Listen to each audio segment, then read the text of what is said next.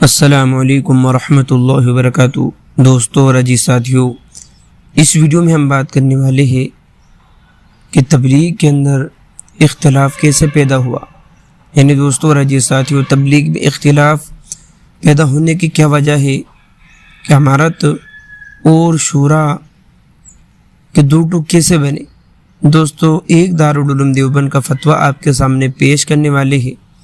اس سے پہلے آپ ہمارے چینل حقیقت اردو نیوز پر نئے ہو تو اس کو سبسکرائب بھی کر لیجئے۔ دوستو، آپ اپنی اسکرین پر وہ فتویٰ دیکھ سکتے ہیں۔ کیا فرماتی مفتیان اکرام اس مسئلے میں کہ تبلیغی علماء میں اختلاف ہے اور ہم تبلیغ میں لگے ہوئے ہیں تو کس علماء کی بات سنیں، مولانا سعد صاحب کی یا مولانا ابراہیم صاحب کی رہنمائی فرمائیے، آپ کا احسان ہوگا، شکریہ۔ دوستو، اب جواب سنیے۔ بسم اللہ الرحمن الرحیم۔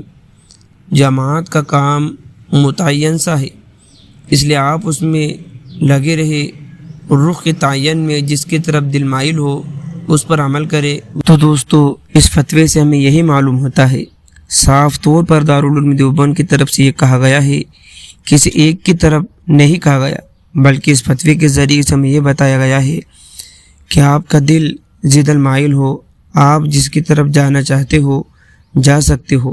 اگر آپ مولانا سعد صاحب کی طرف جانا چاہتے ہو، آپ کا دل مطمئن ہو تو آپ ان کی طرف جائے، یا مولانا ابراہیم صاحب کی طرف جائے۔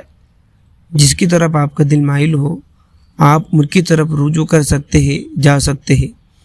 دوستو، دین کے اندر کوئی رکاوٹ نہیں ہے، آپ جس طریقے سے بھی کام کرے، کام کے اندر لگے رہے اور کام کو سمجھ کر کرے اور دین کا کام سمجھ کر کرے۔